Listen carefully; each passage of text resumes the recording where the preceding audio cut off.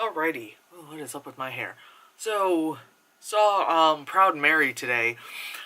It's all right. It's a popcorn movie. Like it's one of those movies you go and see. And it's like no one's expecting.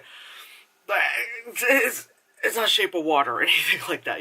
So um, I don't know how to talk about this because when it comes to like kind of, I don't want to say a mindless action film because it's not a mindless action film, but it's a film with lots of action in it.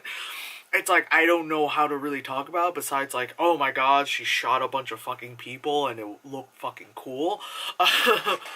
But pretty much that's what it is. Like Taraji P. Henson. I don't know why in my head I see Henson, but I always read it as Henderson because I'm a moron. But anyway, like she executive like talk. Sorry, I noticed in my best of like of 2017 thing, I just did this so often. Put my hands here. But yeah, so she, Taraji P. Henson, also executive produced this film. This doesn't help me. Anyway, so the movie was kind of advertised as kind of like a bit of like a throwback film to like Foxy Brown, like all the Pram Grier movies, because how am I verbally dyslexic? Any Pam Grier movies, and so it was advertised like that. Although it really isn't. It's like you think it's a blaxploitation movie, but it's not a blaxploitation movie. It's just a movie with black people, which is a movie. But yeah, like it's all right. If you want to like see a movie where you get to see fucking Taraji fucking like shoot the shit out of a bunch of bad guys, like and like not miss and boom headshot shit all the time. Like yeah, it's like I said, it's a popcorn movie. You go see it, you see it with a bunch of friends, you see a bunch of shit happen, and then you're done. Like the movie wasn't very long. The movie was like an hour or something. I forgot. I actually didn't even like look to see what is up. Like the ending, you kind of expect it to go. Where the fuck is it? Sorry. The camera's like blocking my monitor. The ending, I thought it was gonna go a little bit different, but it was fine. Oh, it's an hour and a half. Oh, okay, yeah. It's a quick 90-minute sit. Like it really was. Like at one point, like it's one of those movies where you can just like be like, and here's the second act, and this movie does the cue the third act music, which is they play the Tina Turner song. We're like, cue the third act, we're playing, the song, and it's like, yeah, it's like things happen, oh my god. The movie wants you to remember to buy Maserati, live in an apartment that's amazingly huge, but outside the building looks like it's fucking run down, like you do. Buy Chevys, GMCs and all that stuff. But that's usually with any film where there's always oh, we need like a big SUV. We're like, okay, those. And then the big box looking Mercedes. Yeah, buy those, people, because that's what the movie's telling us. But yeah, like so of course, as you see in the trailer, she's like a hitman and all that stuff. So you see her, she goes into like this apartment and bam, just gets a guy like really quick. Like the phone rings and she was like, don't answer it. All that stuff. She hears some other noise, blah blah blah, opens the door, sees it's like a little boy playing video games, he's got headphones on, doesn't even know anything happened. And of course you can tell she feels terrible about it, because she's like, oh my god, this kid does not have a dad anymore, I just did like my job, and backing away and leaving forever. Which, I feel like that's the only scene in the movie that you actually see her put on one of those wigs. Like, she has, like, this closet full, like array of wigs, and that's the only time you see her with a wig. Any other time, it's, like, her, own hair, per se, and it's either, like, oh, it's in a ponytail, or it's like, oh, it's a dinner party, so I kind of, like, do a little waves to it. But anyway, yeah, she's in like this blonde wig because you can't identify who the fuck that is. It's a black woman with a Mary J. Blige blonde cut wig on. Okay, cool. So yeah, so does that a year later, because the boy doesn't have a parent anymore. This kid is like he is like the drug mule, like for like this. I think they're supposed to be Russian. Let me look at these guys' names. I guess let's just say Russian, because yeah. So it's like slinging drugs. Yeah, it's like this kind of like back and forth kind of thing. So it's like the Russian family, and then like the black family, and they're all not good people, and they're like in the family business kind of thing going on, and it's just this whole thing. And so she follows the little boy around because of course she feels guilty. One day he's just like one day he's just randomly passed out in an alley. No, like he's passed out because like he just got like slapped around a little too much, and he was trying to run after a guy who tried to steal his bag, and he had a gun. Bang bang, guy runs away. Blah, blah. So then of course she just shows up with her Maserati, which I love how in this whole movie there's like there is no police at all. So anytime shit would happen with them, there's like a couple times like they'll like refer to like police. They'll be like, "Oh, were the police called?" They're like, "No, okay." But it's like, I don't think police exist in this fucking movie. Because, yeah, as much as you put silencers on your guns, there are, like, you shot someone in public. Sure, it's under a bridge. But then it's also, like, there was a drive-by that happened, and there's not even, like a quick thing where they're like, hey, we gotta be careful because cops are, been wondering what happened after the drive-by. It's like none of that. Like, they only mention cops like towards the end of the movie, and then it's just like there's no cops that exist. And this isn't fucking like Boston, and you're like, alright, there's no like Irish cop, that's an Irish cop voice, coming by. Anyway, she takes the boy in, like takes care of him. He's like this skinny little kid. You see him, he's got bruises all over his back. Of course, you're like, God damn, You're like, no, little boy, no. Of course, he's just like anything where they're like, oh, it's, an abused child. They're like, food, nom, nom, nom, nom, nom. And I'm just like, oh, it's like, oh, that always makes me sad. So pretty much it's a lot of that. Like, she's in the family with, like, Danny Glover and Billy Brown, which is the very ripped, black guy from How to Get Away with Murder. And it's just like, I don't even know to really like explain that story more, because I don't want to say it doesn't matter, but pretty much it's just like, oh, like that's their family business. She's just in there because they found her on the streets ages ago, kind of stuff. Anyway, whatever, shit happens. The little boy was working for the other side. She kills the people on the other side, and then starts a thing where it's all this back and forth. That's why there was the drive-by. You see like that quick dinner with like the family. Anyway, so she decides to be like, all right, I want to leave the business because like I want to take care of this kid. I realize I fucked up, but I want out. And they're like, no, you don't have out. We actually want you, like, we're not gonna allow you to have out, and we also want you to train the boy like how we trained you. And then she's like, no. So she's like, I may just pack up all my guns, bang, bang, bang. So that's pretty much the story, like that happens, and then like in the end, it's the two of them, like they walk into the sunset. Okay, they don't really do that. If they did that, my God, I'd be like, really?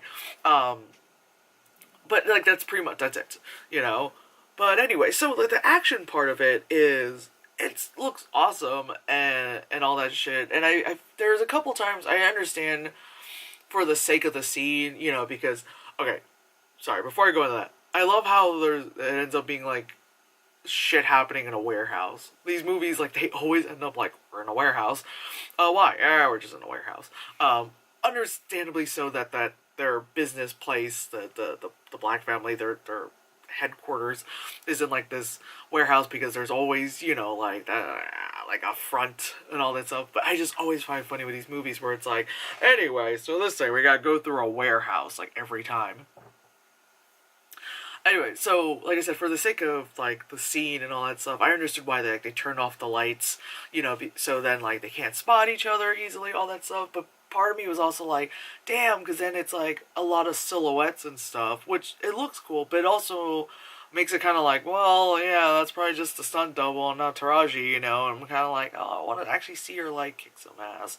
Not that she doesn't, and she's got like that amazing bitch face that I love, you know. Like she is an awesome, like as a person, she's awesome, and then in this movie, she's great, you know. And just she's there was like a part where like her and Black Guy go into like the bad guy's place and start shooting him off, and Paul was calling him Black Rambo.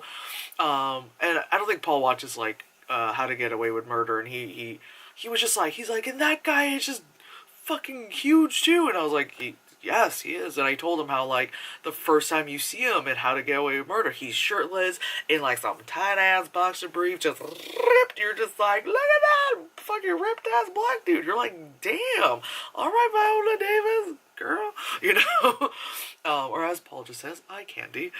So yeah, like I said, it's a popcorn movie. Like I don't want to be that much of an asshole, but there's no real substance to this movie. It's not like a thinker, you know. It's not one of those like this movie changed my life, you know. It also it doesn't suck. Like apparently a lot of people like this movie like doesn't have like the best score to it, you know. Like it's like kind of like a 50-50 thing. Like people either like give a shit about seeing it or not. I want to I want to see Taraji fucking kick ass. So I was like, yeah, of course. That's why I want to see it. Like again, like the story was just, it's one of those things where like let's just, you know, let's watch to see it like shit happen, all that stuff. And that third act where like, I'm surprised the Maserati ran. So okay, so she gets there, like all that stuff. They like at the end they get hold the boy hostage.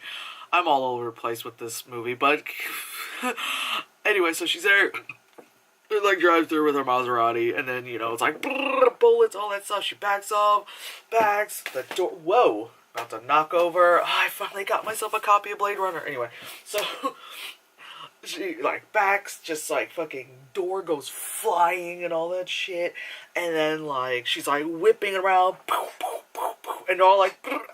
You know, all that stuff, you know, the fun action stuff.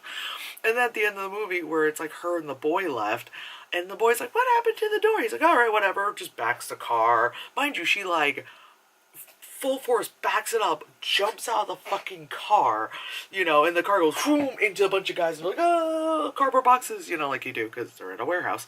And then they drive off in that car, and I'm like, don't you think anyone's gonna think that's weird? You know, that you are in like literally a bullet-riddled car with a missing driver's side door? You know, it makes like the car in like the second Matrix movie when it got all like fucking riddled with bullets in that highway scene look like nothing happened to it. Like, oh, it's a fender bender. Like it's literally like it's kind of like cheesy to say it's like cheesy to say it's Swiss cheese, but it might as well be in the fact that the car was still running afterwards because they were shooting at the windshield, the side of it. I bet they're shooting the engine. I'm surprised none of the tires were shot. Like, all right, fine, you know, like all right, I'll give you that. And I also thought, like, at the end, when she ends up going in and she just kills everyone because she's that amazing, you know, she just, you know, kills everyone, you know? And then when she comes out and she's looking for the little boy, she's like, oh my god! And the little boy kind of hears, like, not sure, you know, the whole, like, oh. And then he kind of walks towards, it's like they both kind of start, like, running, like, she's doing this whole, like, where is he, where is he? He starts, like, running towards her. But it seemed like, I thought he was holding his stomach. And I thought, like, because then it's like a thing where he's like, he sees her, it's like, and then she's like, she sees him, like, oh my god. And then I thought, like, I swear to God, and it wasn't just me, it was me, Paul, and his buddy. We all thought that, like, there was gonna be, like, another reveal. Like, I thought that there was gonna be, like, they'll just pan out, and then his stomach is bleeding or something. Because somehow he got, like, something ricocheted or something, he got shot, and it's like, no!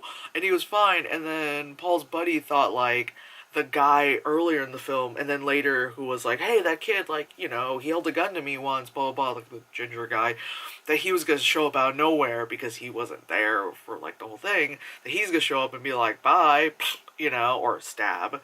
You know, we all thought, like, there was going to be at least a little twist, or at least, like, a little bit more of, like a this, like a push or something. Like they would still both be alive and surviving in the end, but there's always like that one last like, ah, damn it, my foot, that kind of thing. And it was kind of weird because it was also like they're fine. They're like, oh my god, we've survived. We're gonna drive off into the sunset stuff, and then immediately credits, like immediately credits. Not a fade to black, not a cut to black, like executive produce, like that kind of shit that no normally happens. Like they're driving away, and as they're driving away and music is playing, it's like credits, and I was like, oh, okay, wow. Like I knew we were at the end, but goddamn, like they were just like, anyway, she killed everyone and she's reunited with the boy and we're out. Bye. Like we're out. Like I said, it's a popcorn movie. It's really like a rental at best. Like seeing it in the theater was fun, just because of like sound wise, just like ooh, guns, But really, it is a rental. Like I said, seeing the theaters when you're sitting with like your friends and you're all going like, oh shit, like it's just like that movie theater experience. Yeah, like do a matinee if you want, but really, in all honesty, it's a rental. Like I said, it's fine. It's like it's not terrible. Apparently some people think it's god awful, and those are the people who don't really see a lot of bad movies. Which, speaking of, I need to figure out a day to record my worst movies of 2017. Anyway, so on to the trailers. So the first one we got was Death Wish, and fuck it, Bruce Willis killing people, another popcorn movie, shoot it up, whatever. It's directed by Eli Roth, so hopefully Eli Roth doing anything non-horror related would be a lot better. But it's Bruce Willis, like fuck it. When we were like, we're watching a trailer, we're like, alright, we'll go see it. Like we were just like, alright, go see it.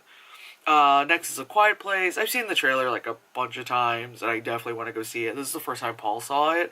So at first he's like, what is going on? Like, he's like, yeah, and? Like, kind of like that. And then, like, when they knock over, like, the lantern and all that stuff. Because, like, when I first saw the trailer, you could tell, like, right as they're like, you see, like, what's all and like things are really weird looking. Obviously it's quiet.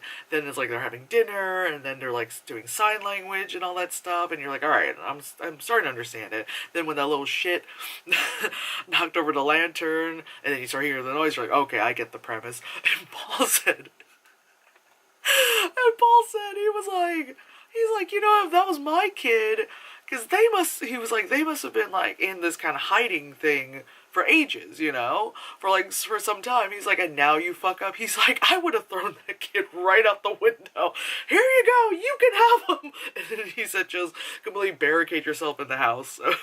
So, he said it with a little bit more colorful language that I cannot repeat because it involves the N-word a couple of times, but it was quite hilarious. But yeah, he said that he would just throw the kid out and be like, bye. I was like, yeah, the son fucked up, you still have the daughter, you're good, you guys are still young, you can make another kid if you want to. Okay. Like, bye. After that, it's what the fuck's the movie called? Breaking In. And it's like it's a home invasion movie. So it's like this mother and her two kids, they go to like their dad's house, like not their dad, her father's home, and it's got like crazy security system stuff, but it's also like, of course, as always, it's a house that is like, on top of a mountain kind of thing and all that stuff. And they were like, I don't know, we're selling the house, like, I don't know what, like, damn, why do you have all this security stuff? Like, Dad, you must have something to hide, blah, blah, blah. So then, of course, like, weird stuff starts happening, and Mustache Dad from the Twilight films is there as the bad guy, which I'm like, oh my god. What did you do? Anyway, so it's pretty much like, we want what's in the house, and, like, the mom is outside of the house, the two kids are inside of the house, but the house has, like, bulletproof glass, like, thick, like, it's a fortress kind of thing. So it's like, in the trailer you see that she's trying to like get into the house, and then she's like fucking these guys up, and then like towards the end of the trailer it's like, oh, she's in the house and she's fucking them up, and she's like, you messed with the wrong mother, and you're like, yeah, lady. So that seems pretty, like, it's a home invasion one with some action. I was like, fuck it, I'll go see it, like, ooh, whatever. After that is Red Sparrow, which I called was it Black Widow meets Atomic Blonde with Jennifer Lawrence. Doesn't seem like so crazy action-packed as like something like Atomic Blonde is. But at the same time, it's like, okay, cool. Seeing Jennifer Lawrence doing something like other than based on adapted novel of thing, whether it's comics or like written, you know what I mean? Like, just good to see her doing something, different. And not like when she was like in Mother, where she's like the Jennifer Lawrence face. Anyway, after that's Tomb Raider. I can't wait for Tomb Raider. Like, them picking, what's her name, to be Lara Croft. Like, I think that's great. I would love to see her. I would love to see her and Emily Blunt do, like, more action films, because, like, they're good, like, for fuck's sake, But, and she's ripped as fuck.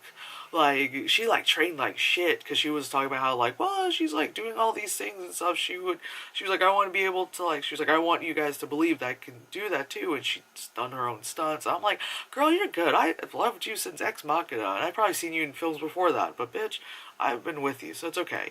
Yeah, because she was also in, like, fucking, like, she was, like, the only thing I liked in Jason Bourne, and then fucking, she was in, The Man from U.N.C.L.E. and all that stuff. Alright, after that was Sicario 2.